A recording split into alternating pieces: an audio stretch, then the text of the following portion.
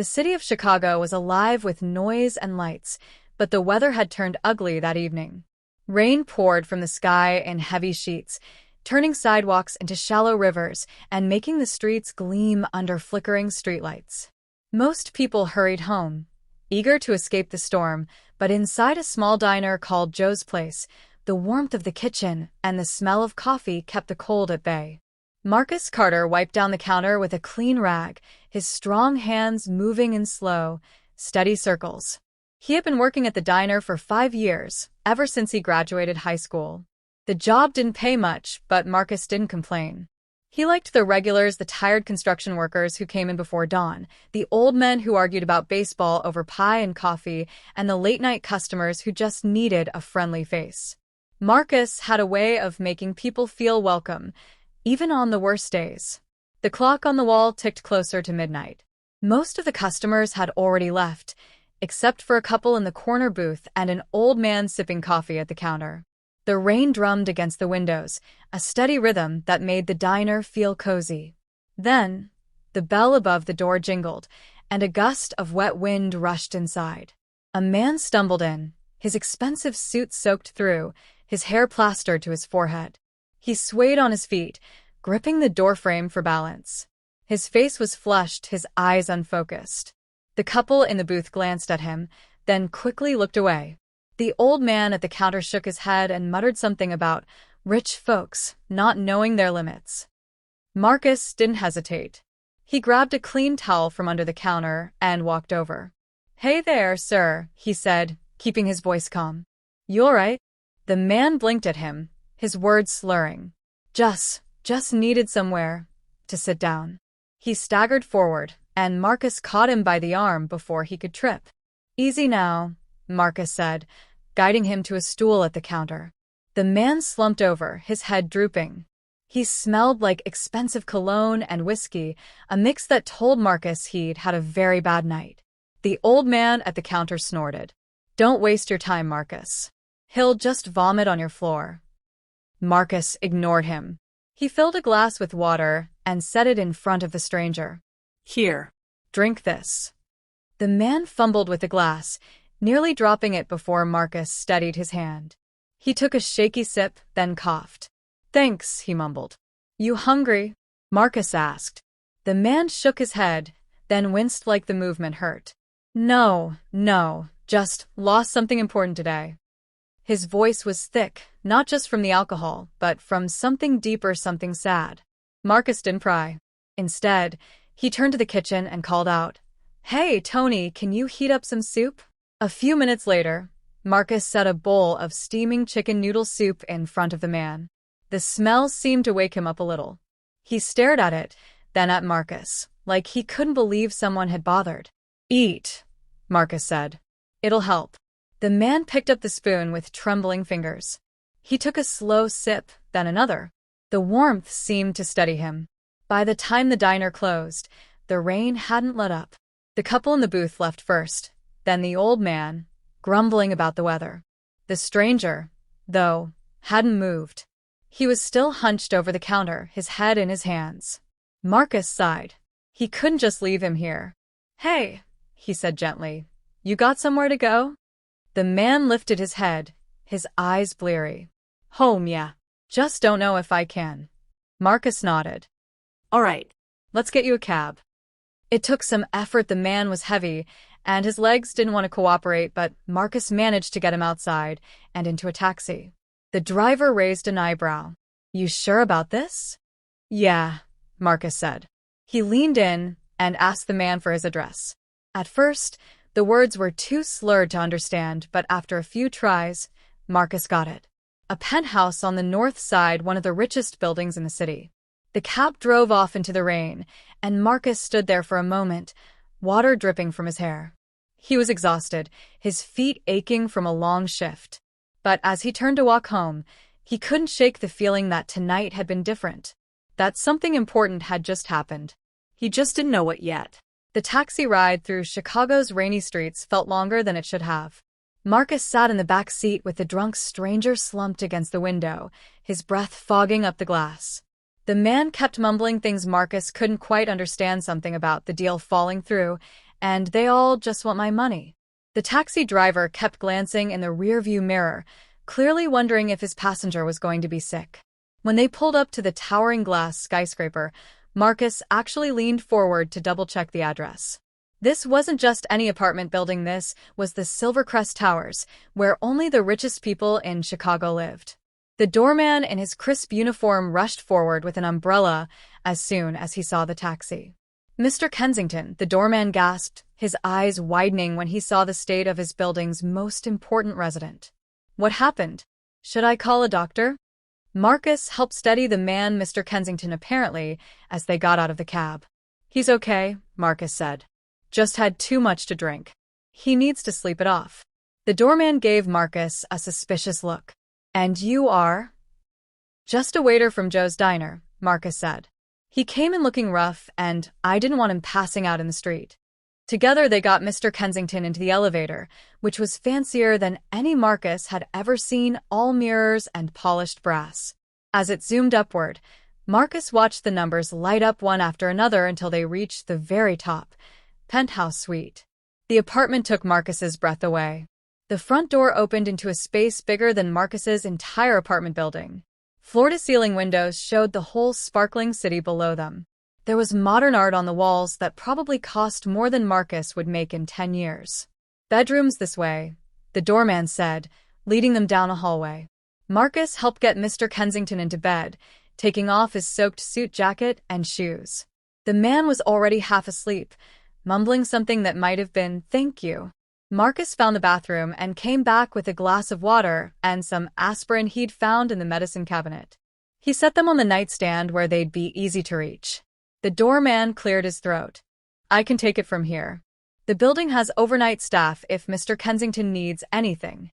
Marcus nodded, but something made him hesitate.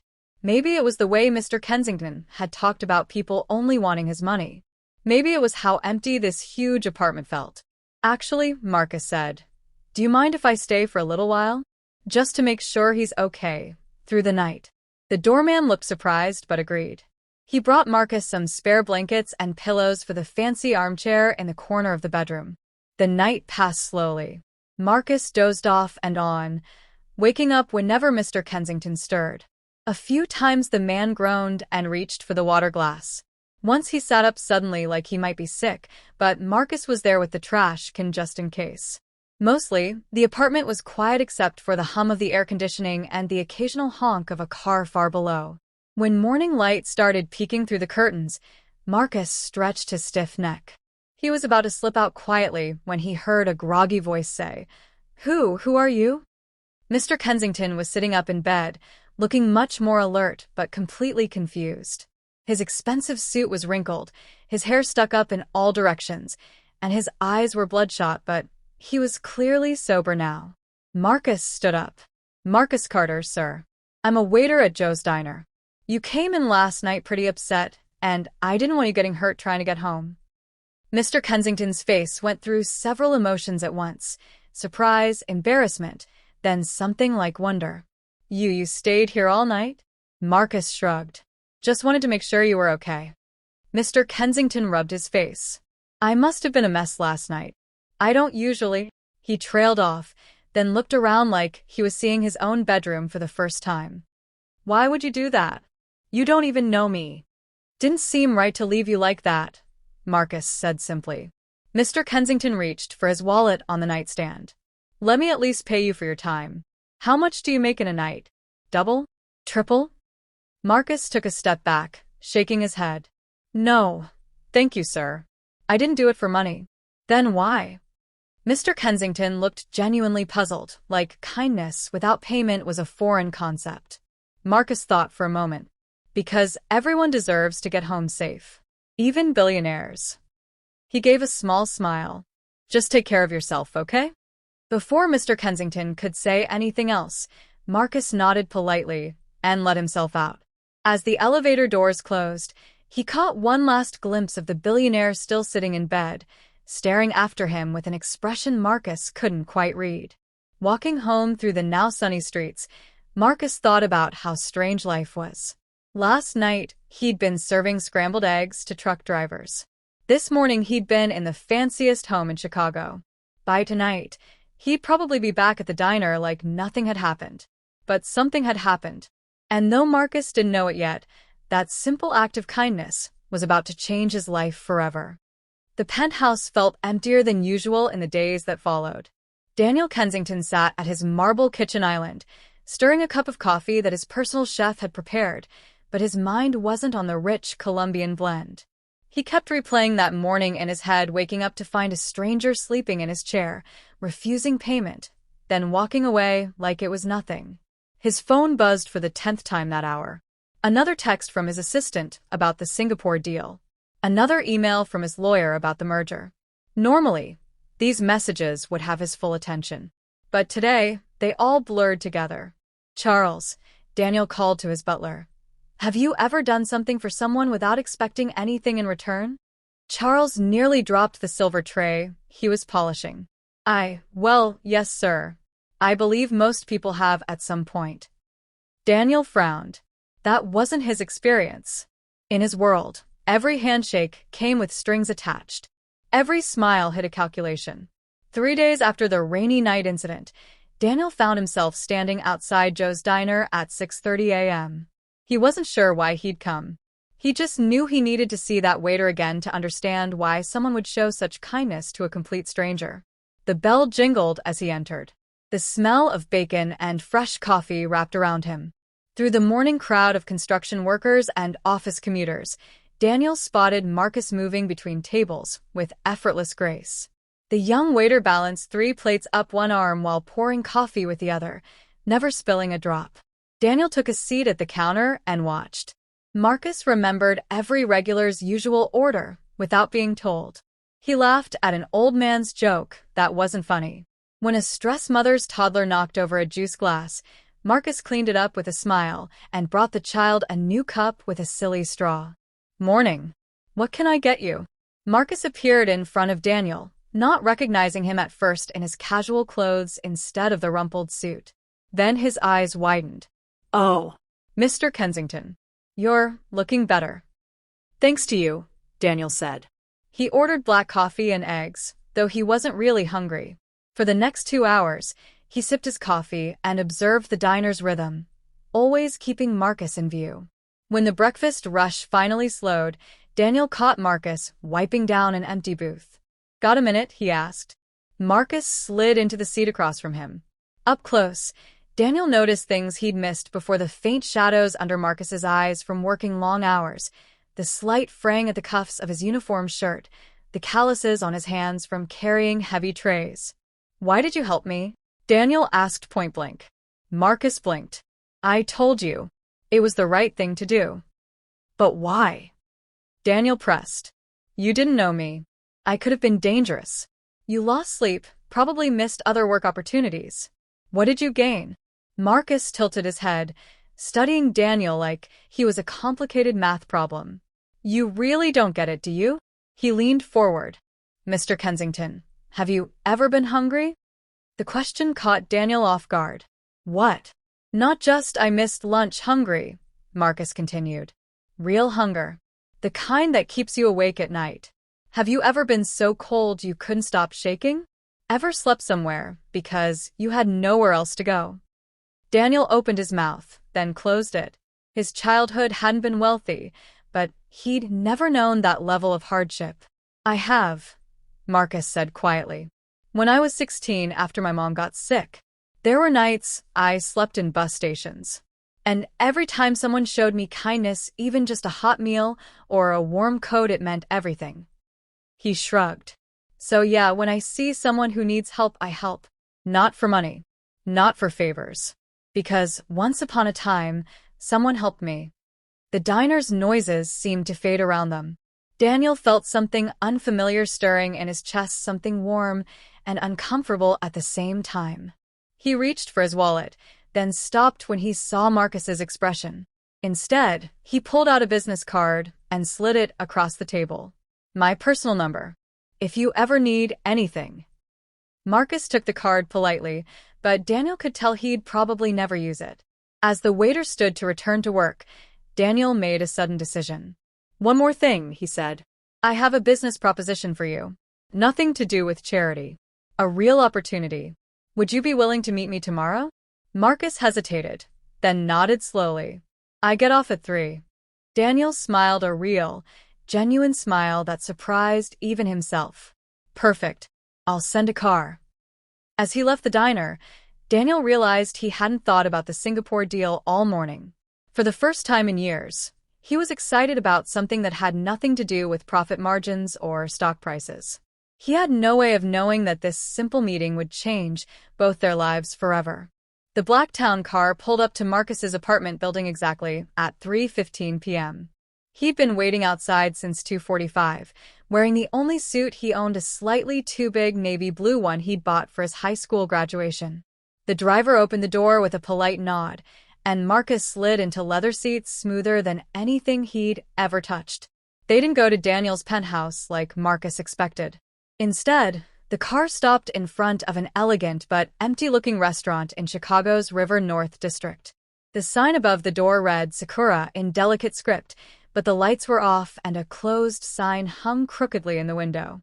Daniel was waiting out front, looking every bit the billionaire in his tailored gray suit. Right on time, he said as Marcus approached. Come inside. The restaurant was beautiful, but clearly struggling. Dust had settled on some of the tables, and the air smelled faintly of old cooking oil beneath the citrusy cleaning products. Daniel led Marcus past the empty dining room to a back office, where financial papers and menus were spread across a desk. I bought this place 2 years ago as an investment, Daniel explained, flipping through a ledger filled with red numbers. Great location, talented chefs, but it's never turned a profit. He looked up at Marcus. I want you to take over as manager.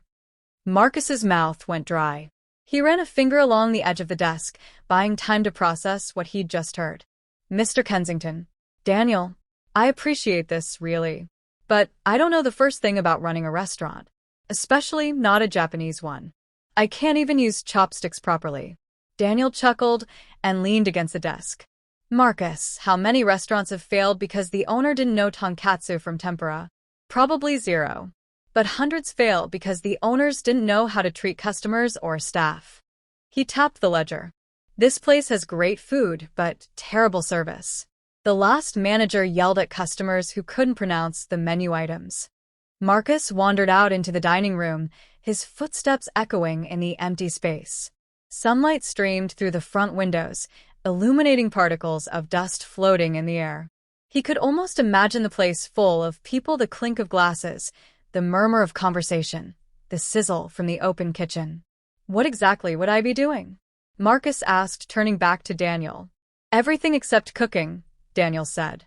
Hiring and training staff. Creating the right atmosphere. Making sure customers leave happy and come back. He paused. And learning. I'll pay for you to take business classes at night. Marcus felt his pulse quicken. This was more than a job offer, it was a chance to completely change his life's trajectory. But doubts crept in. Why me? You could hire someone with experience. Daniel's expression grew serious. Because when I was at my lowest, you treated me with dignity. Not because of my money, not because you wanted something. That's the kind of person I want running this place. He opened a folder on the table. The salary would be triple what you make at the diner, plus a percentage of profits once we turn things around. The numbers on the contract made Marcus's head spin. It was more money than anyone in his family had ever made.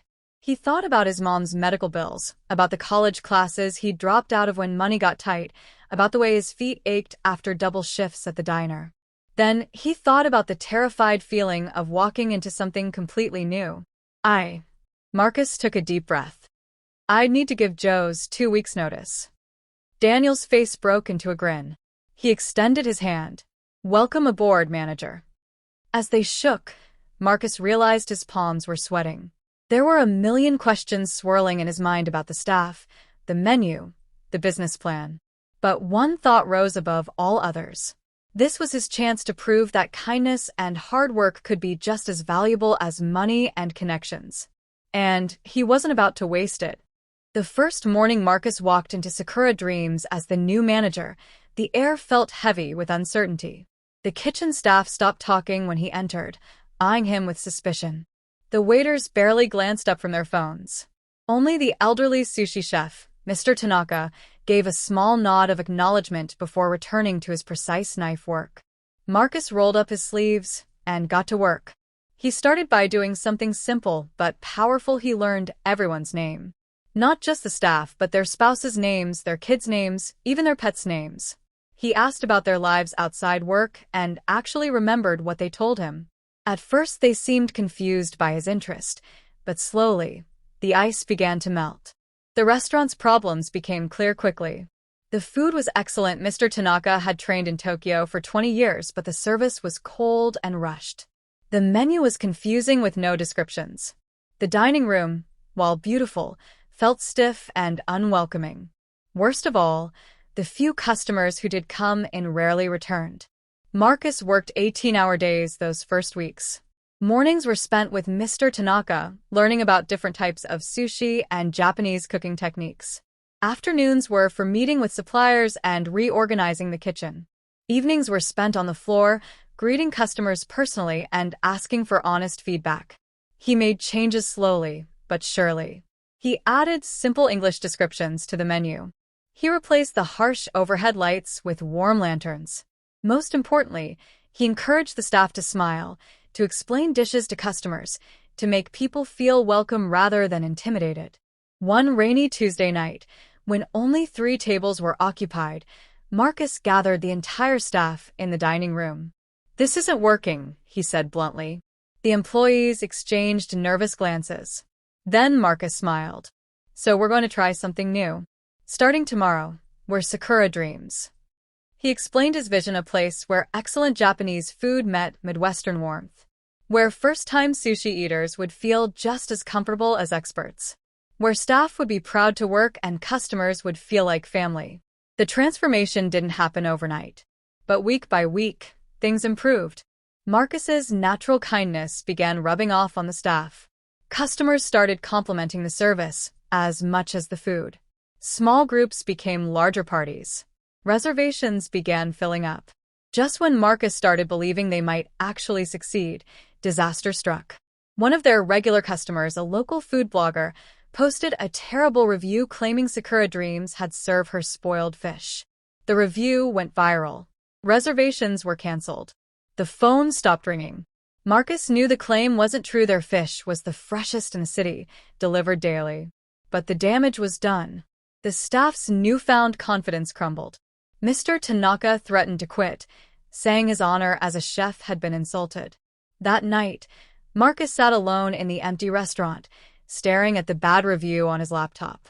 He could almost hear the dream slipping away. Then his phone buzzed. A text from Daniel. "Heard about the review. Meet me tomorrow at 8 a.m. We'll fix this." Marcus wasn't sure what Daniel could possibly do to undo the damage. But for the first time since reading that review, he felt a flicker of hope. The morning after the devastating review appeared, Marcus arrived at Sakura Dreams to find Daniel already waiting outside, pacing like a caged tiger. His usually perfect hair was slightly messy, as if he'd been running his hands through it all morning. When he saw Marcus, his eyes burned with an intensity that was almost frightening. "It was sabotage," Daniel said before Marcus could even greet him. "That blogger didn't write that review she was paid to." Marcus's stomach dropped. "What? "How do you know?" Daniel pulled out his phone and showed Marcus an email chain.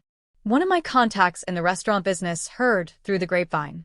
Hiroshi Matsuda from Ginza Sushi down the street paid her $5,000 to trash us." Marcus slumped against the restaurant's doorway, the metal frame cool against his back. He thought of all the long hours, the careful work building trust with customers and staff. One lie could undo everything. Daniel's jaw tightened. Matsuda thought he could crush a little upstart restaurant. But he made one mistake. "What's that?" Marcus asked. Daniel's smile was sharp as a sushi knife. "He didn't know you had a billionaire in your corner." Over the next 48 hours, Marcus saw a side of Daniel he'd never imagined. The man who usually moved through life with calm control became a whirlwind of activity. He called in favors from powerful friends. He had his legal team gather evidence of the false review. But most importantly, he personally called Evelyn Chong the most respected food critic in Chicago. 3 nights later, Ms. Chong arrived at Sakura Dreams unannounced. Marcus recognized her immediately from her newspaper photo. His hands shook as he seated her at the best table. The entire staff moved with nervous energy, aware this could make or break them. But something remarkable happened as the meal progressed. Ms. Chang's initially stern expression softened with each course. She asked thoughtful questions about the ingredients. She complimented Mr. Tanaka's knife skills through the kitchen window. When she tried the signature dragon roll, she actually closed her eyes in appreciation. 2 days later, her review appeared in the Tribune. Sakura Dreams is Chicago's new hidden gem. She called the fish impeccably fresh, the service warm yet professional, and wrote that the restaurant set a new standard for approachable Japanese cuisine. The effect was immediate. The phone began ringing non-stop. Reservations filled for weeks. Former customers returned with apologies, admitting they'd been wrong to doubt the restaurant. But the sweetest moment came when Hiroshi Matsuda himself slunk in one evening, shamefaced. He asked to speak to Marcus privately. "I may have acted unfairly," the older man admitted, not meeting Marcus's eyes. "Your success has been unexpected." Marcus could have gloated. He could have thrown the man out. Instead, he did something that surprised even himself. He invited Matsuda to sit down as his guest. "Try our omakase tasting menu," Marcus said. "Let's talk about how we can help each other rather than tear each other down." As he watched the rival chef's expression shift from suspicion to surprise to grudging respect, Marcus realized something important. This wasn't just about saving a restaurant anymore. It was about proving that integrity and kindness could win in a cutthroat world. And standing in the bustling dining room that night, watching happy customers and proud staff, Marcus felt Daniel's hand on his shoulder. "Told you we'd fix it," Daniel said softly. Then, with a rare, unguarded smile, he added, "I'm starting to think there's nothing you can't do, Marcus Carter." The words warmed Marcus more than any success ever could. Because coming from Daniel Kensington, they meant more than all the 5-star reviews in the world. The line outside Sakura Dreams stretched down the block, just as it had every Friday night for the past 6 months. Inside, the restaurant hummed with energy, the sizzle of the teppanyaki grill, the clink of sake cups, the warm laughter of regulars and newcomers alike. Marcus moved through the crowded dining room, greeting customers by name, stopping to recommend dishes, occasionally slipping into the kitchen to check on special orders. 1 year. It was hard to believe that just 12 months ago, he'd been serving coffee and pancakes at Joe's Diner, his biggest worry being whether he'd have enough for rent that month. Now he managed a staff of 25, had been featured in Chicago Magazine's Best New Restaurants issue, and had even turned down an offer to appear on a popular cooking show. The kitchen doors swung open, and Chef Akira emerged with a plate of his famous Wagyu beef tataki for table 7. The renowned Tokyo chef had joined them 3 months earlier after tasting Mr. Tanaka's sushi and declaring it worthy of improvement. The two master chefs had butted heads at first, but now worked together like a well-oiled machine, blending traditional techniques with creative new flavors. "Marcus-san," Akira said, nodding toward the private dining room. "Your friend is here." Daniel sat at his usual corner table, the one with the perfect view of both the kitchen and the front door. He came every Friday, though he'd long since stopped giving business advice unless asked. These days, he came simply to enjoy the food and the company. "You're late," Marcus teased, sliding into the seat across from him. "I was about to give your table away." Daniel smirked. "To who? The mayor? The food critic from the Times? Face it, Carter, you're stuck with me." Their easy banter still amazed Marcus sometimes. The billionaire businessman and the former diner waiter, an unlikely friendship that had somehow become the most natural thing in the world. As they shared plates of Akira's newest creations, Daniel reached under the table and pulled out a sleek black box. "Before I forget," he said casually, though Marcus noticed his hands weren't quite steady as he pushed it across the table. Marcus opened the box to find a set of documents with bold letters across the top, "Bill of Sale Sakura Dreams." His breath caught. "What?" Daniel leaned back, his face unreadable. It's yours. Free and clear. The lawyers finalized everything this morning. Marcus's hands trembled as he flipped through the papers. There was his name listed as sole owner. No strings, no hidden clauses. Just complete ownership of everything he'd worked so hard to build. I can't accept this, Marcus said automatically, though his heart was pounding. You already have, Daniel replied. Then, in a quieter voice, this was always the plan, Marcus. From that first day in the diner. I just had to wait until you were ready to believe it.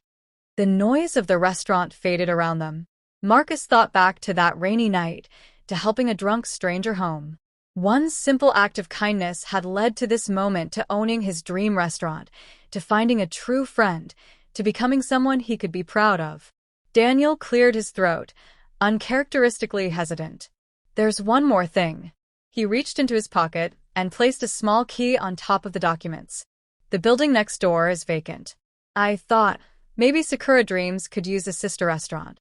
Something more casual, maybe ramen or izakaya style. If you're interested. Marcus laughed, the sound bubbling up from somewhere deep inside. He'd gone from serving coffee to owning one restaurant, and now Daniel was offering him a second? It was insane.